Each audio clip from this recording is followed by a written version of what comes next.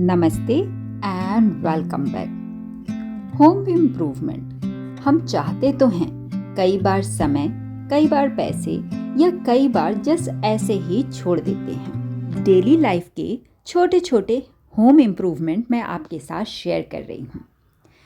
First of all, हमारे घर में दो टाइप का गार्बेज निकलता है। एक वो जो कंपोस्ट बन जाए और दूसरा वो जो रिसाइकल हो जाए। फॉर एग्जाम्पल, बादाम के छिलके, सब्जी के छिलके या किसी भी चीज़ का हम पील करते हैं तो वो कंपोस्ट बन सकता है। लेकिन इस तरह के रैपर, चिप्स के, नमक के, तेल के, ये रिसाइकल हो जाते हैं। तो इनको दो अलग अलग डस्टबिन में रखना पड़ता है। किचन में स्पेस कम है, दो डस्टबिन रखना दिमाग ख़राब है। हर बार बाहर जाके कचरा फेंकना भी अनोइंग है। तो आप इस तरह की छोटी सी पॉलीथीन ले सकते हैं, क्योंकि एक दो ही हम दिन में फिलिंग करते हैं, उतना इसमें आ जाएगा। कचरा फैला नहीं रहेगा। बहुत बड़ा इम्प्रूवमेंट तो नहीं है, बट आप देखेंगे काफ़ी आपको इम्प्रूवमेंट मिलेगा घर को क्लीन करने में। इस तरह की जो पॉलीथीन आती है सब्जियों के साथ, या हम कभी धनिया मिर्ची लेने गए, उन्हीं को प्रॉपर फोल्ड करके ऐसी जगह रखिए जहाँ से निकालना आसान हो।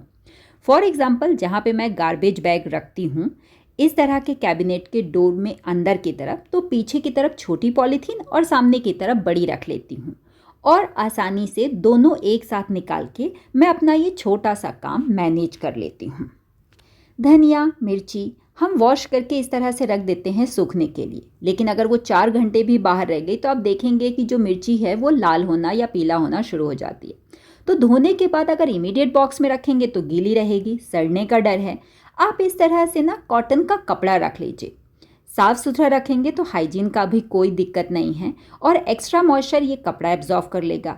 इमीडिएट अगर आप रख देंगे तो मिर्ची भी आपकी सूखेगी नहीं, पीली लाल नहीं पड़ेगी, टेस्ट भी मेंटेन रहेगा। तो ये छोटी छोटी जो होम इम्प्रूवमेंट है, home improvement not only decoration, daily life के। अब देखिए, स्पंज और हम जो स्क्रब यूज़ करते हैं गंदे होते ही हैं, कब चेंज करना है वो हमारी पर्सनल चॉइस है। जब भी मेरे पैड का स्क्रब एक्शन ख़त्म हो जाता है तो मैं चेंज कर देती हूँ। इस बार मैंने नया टाइप का ये स्क्रब पैड लाया है। ट्राई करने के लिए मैं एक लेके आती हूँ, मैं उनकी परफॉर्मेंस में कंपेयर करती हूँ और जो बेटर है उसको कंटिन्यू कर लेती हूँ। जैसे गाला का ये जो वायर मेश है, ये मैंने देखा है कि ये जल्दी जल्दी टूटता भी नहीं है, इसमें रस्ट भी नहीं लगता। और ये जो स्पंज है, मैं पहली बार ट्राई कर रही हूँ। अगर इम्प्रूवमेंट हुआ, परफॉर्मेंस बेटर रही तो मैं आपके साथ शेयर करूँगी। अब जो ये पुराना वाला है, उसको आप चाहो तो सीधे फेंक दो। जैसे ये पैड है, ख़राब है, मुझे फेंकना ही है, बट इसको एज दिवाली क्लीनिंग चल रही है तो मुझे इसकी ज़रूरत पड़ेगी। कहीं अगर रब करना है, स्पेशली बालकनी एरिया में, तो इस स्पंज को तो मैं फेंक दूंगी, बट इस वायर मश को मुझे संभाल के रखना है। इसको यहीं छोड़ दूंगी तो फिर से पानी पड़ेगा, गंदा होगा। तो एक छोटा सा बॉक्स में आप इसको रख दीजिए। सेम वे किचन का कपड़ा बहुत गंदा तो नहीं हुआ है, बट आई डोंट नो, बहुत अच्छा मुझे परफॉर्मेंस नहीं लग रहा है, तो उसको भी मैंने इसी के साथ रख दिया। डीप क्लीनिंग में यूज़ करके डायरेक्ट थ्रो कर दूंगी। नाउ हम चावल बनाते हैं ना, तो चावल में आप एक्स्ट्रा पानी कभी ना डालें। हम क्या करते हैं, एक्स्ट्रा पानी डाल के बॉईल करके उसको पसा देते हैं, सारे न्यूट्रिएंट्स चले जाते हैं, है ना। तो आप मेज़रमेंट से पानी डालिए। एक दो बार गलती होगी, लेकिन कम ज़्यादा आप एडजस्ट कर सकते हो।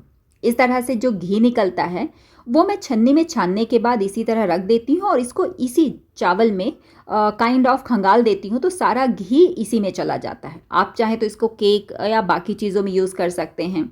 मैं इसको यूज़ नहीं करती हूँ, थ्रो करती हूँ, तो कम से कम घी यूज़ हो जाता है। घी डालने से चावल का जो वो है ना, अलग अलग दम रहता है, चिपकता नहीं, और टेस्ट भी बढ़ जाता है। दही हम घर में जमाते हैं, है ना।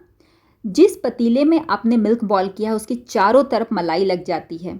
मैं क्या करती हूँ, अलग से बर्तन में मैं दही नहीं जमाती, इसी की मलाई पोंछ के इकट्ठा कर लेती हूँ और फिर इसी में जामन डाल के बना देती हूँ। जामन अगर आपका इस तरह से गाढ़ा हो गया है और इसको अगर आप डालोगे तो दही अच्छी नहीं जमती, तो आप क्या कीजिए, हल्का सा जो आपने दूध लिया है दही बनाने के लिए, उसी का 2-3 चम्मच डालिए। इसको अच्छे से फेंट दीजिए। जब वो प्रॉपर कंसिस्टेंसी में आ जाए फिर इसको आप यूज़ कीजिए। आप नोटिस कीजिएगा कि जिस बर्तन में आप दूध गर्म किए हैं उसी बर्तन में दही जमाएंगे ना, तो दही ज़्यादा गाढ़ी बनती है। पता नहीं ये मेरा भ्रम है या सच में ऐसा होता है। आप ट्राई कीजिए और मुझे ज़रूर बताइए। बच्चों को हम हेल्दी खिलाते हैं। एक टाइप का अगर उनको फ्रूट देंगे, बनाना पकड़ा दिया, गुआवा पकड़ा दिया, तो एक ही न्यूट्रिएंट्स मिलेगा। हर फ्रूट में अलग अलग न्यूट्रिएंट्स होते हैं। अब सारे फ्रूट कट करेंगे तो फ्रूट फ्लाइज आएगी। तो मैं क्या करती हूँ कि फ्रूट जितना ज़रूरत है उतना ही कट करके फ्रूट सैलेड बना के बेटे को देती हूँ, और बाकी को बचे हुए को वापस एक बॉक्स में पैक करके फ्रिज में डाल देती हूँ और उसमें लेबल लगा लेती हूँ एक्स्ट्रा फ्रूट। मतलब अगली बार जब मैं फ्रिज खोलूँ तो वो वाले फ्रूट निकालूँ, ताकि मैं नया एक और फ्रूट कट करके बर्बाद ना करूँ। घर में सामान फैलता है ना। चाहें तो हम चिड़चिड़ा लें और दूसरे को चिल्ला लें कि ये क्या यहाँ वहाँ फेंकते हो, और चाहें तो ज़रा सा पेशेंस लेके प्यार के साथ मुस्कुराहट के साथ बैठ के उसको ऑर्गेनाइज कर लें, है ना। तो मुझे दूसरा वाला ऑप्शन ज़्यादा अच्छा लगता है। थोड़ा थोड़ा एफर्ट डाल के चेहरे पे स्माइल रखने से, कर लेने से ना एफर्ट कम हो जाता है, क्योंकि शारीरिक थकावट से ज़्यादा मुझे जो मानसिक थकावट है वो बहुत ज़्यादा अफेक्ट करती है। मैं अर्ली मॉर्निंग में वॉक के बाद एक्सरसाइज जब मेरी हो जाती है, आपने अगर मेरा वीडियो देखा होगा 30 मिनट इन द मॉर्निंग, उसमें मैं क्या करती हूँ, पूरे घर की हर जगह पे, चाहे वो टी टेबल हो, डाइनिंग टेबल हो, कोई भी एरिया 5-5 मिनट देते हुए जाती हूँ। एरिया क्लीन होते जाता है। और सच बताऊं, दिवाली की सफाई आप मेरा वीडियो नहीं देखोगे, क्योंकि मैं ये सारा कुछ साल भर साफ करती हूँ, तो दिवाली में हार्डली मुझे डस्टिंग करनी पड़ती है। सामान उठा के और बस एक बार जमाती जाती हूँ, बहुत रब करने की ज़रूरत नहीं पड़ती। एंड एवरी टाइम, मतलब ऐसा है कि घर साफ ही मिलता है। द थिंग इज़ कि वही 30 मिनट डेली के हर कमरे, हर टेबल, हर एरिया पे 5-5 मिनट देती हूँ। 6-7 एरिया ही होते हैं तो 30 मिनट के अंदर ख़त्म हो जाता है। मोस्टली ये मैं टाइमर लगा के करती हूँ।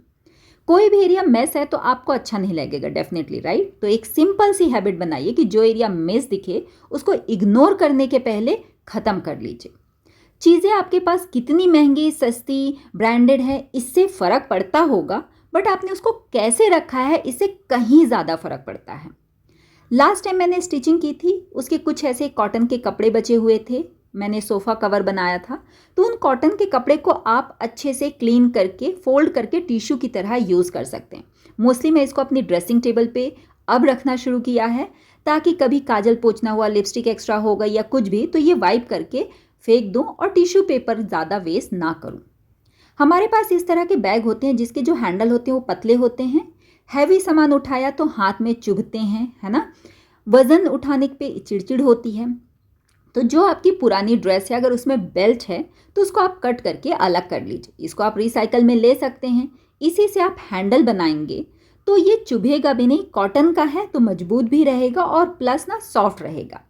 मुझे हर काम ना इम्प्रूवमेंट या फिर आप बोलिए कि परफेक्शन से करने की आदत सी बन गई है।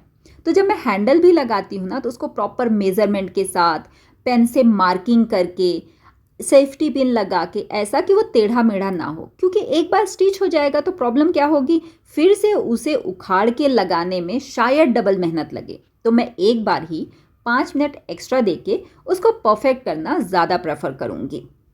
घर में बहुत सारे ऐसे काम होते हैं जो आप चाहो तो एक बार परफेक्ट 5 मिनट एक्स्ट्रा टाइम लगा के परफेक्टली कर लोगे ना, तो आपको ज़्यादा सेटिस्फैक्शन मिलेगा और टाइम भी ज़्यादा बचेगा। तो दिस इज़ द बैग, अब ये काम आसान हो गया। इसी तरह ये एक पैंट थी, एक्चुअली हस्बैंड ने अपने लिए ली थी, बट उनको छोटी हो गई और मेरे लिए बड़ी हो गई। तो इसको फिटिंग करके ना मैं अपने लिए रिसाइकल करने वाली हूँ। रिसाइकल मतलब नई ही है। एक्स्ट्रा मेजरमेंट में टाइम देने के बजाय मैं अपनी जो पैंट एकदम परफेक्ट होती है उसको रख के मार्किंग कर लिया। नीचे का जो मोहरी है मुझे वही यूज़ करना है, तो बीच से मैंने कपड़ा निकाला और फिर मार्किंग करने के बाद 1 इंच का गैप देते हुए मैंने कटिंग कर ली। नीचे की मोहरी अलग से कट कर ली और उसको ज्वाइन कर दूंगी, तो ऐसा लगेगा नया ही है। इस तरह की पट्टियाँ हमें घर में बहुत सारी ज़रूरत पड़ती है। अब कपड़ा ढूंढना और उसे पट्टी काटना दोनों मेहनत का काम है। तो मैं क्या करती हूँ, कोई भी ड्रेस या कोई भी साड़ी है, उसकी फॉल अगर है, लेस है, तो वो निकाल के रख लेती हूँ। अगली बार मुझे कहीं ज़रूरत पड़ी तो मुझे इतनी मेहनत नहीं करनी पड़ती पट्टी के लिए कि फोल्ड करो और उसको मेज़रमेंट से कट करो। फॉर एग्जांपल ये मॉस्किटो नेट, इसका जो इसके साथ कपड़ा आता है ये बहुत ही बेकार होता है, एक तो रिंकल हो जाता है और फट जाता है। तो ये जो साड़ी फॉल है मैं इसमें यूज़ कर लूँगी। अब दिक्कत ये है कि अगर मैं इस कपड़े को कट करके निकालती तो मॉस्किटो नेट के एंड में, मतलब कोई भी नेट के कपड़े के एंड में एक स्पेशल टाइप की लॉकिंग होती है, कट कर देंगे तो वहीं से वो फटने लग जाती। तो मैंने ओरिजिनल कपड़े के ऊपर ही ये कपड़ा स्टिच कर दिया है। ये कुछ टिप्स आपके साथ इसलिए शेयर कर रही हूँ कि डेली लाइफ में आपको पक्का काम आएगा। इन चीज़ों से बहुत बड़े इंप्रूवमेंट नहीं हुए, बट सेटिस्फैक्शन भी आपको हुआ, और ये छोटे छोटे इंप्रूवमेंट ही आपको एक दिन बड़ा रिजल्ट देंगे। अगर आप मेरे को ट्रस्ट करते हो तो इन टिप्स को ट्राई ज़रूर कीजिएगा। मुझे ना स्टिच करते समय, कोई करते समय ऐसे चाय पीने की आदत है। अभी तक तो नहीं, लेकिन कभी कभी डर भी लगता है कि कहीं उलझ ना जाए और फिर मुझे ताने मिले कि वाह और कर लो। होता है क्या आपके साथ ऐसा? आज के लिए इतना ही। मिलती हूँ अगले वीडियो में बहुत ही जल्द। तब तक के लिए take care and bye bye.